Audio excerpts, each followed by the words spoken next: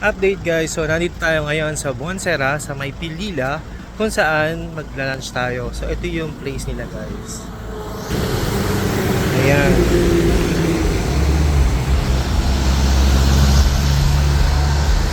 So ito yung Bonsera guys. Pagpasok mo dito, merong table dito sa left side at dito din sa right side. Tapos nandito yung kanilang counter.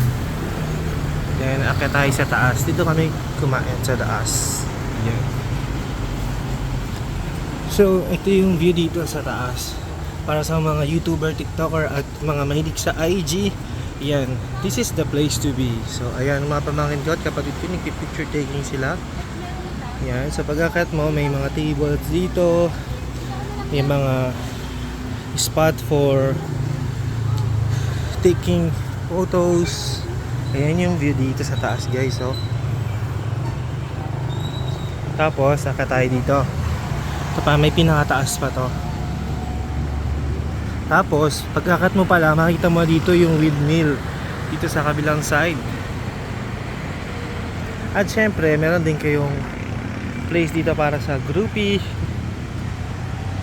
ng inyong friends and loved ones. So ayan, tanaw na dito guys ang, alam nyo ka na to, Laguna de Bay. Yan ang Laguna de Bay guys. Yun.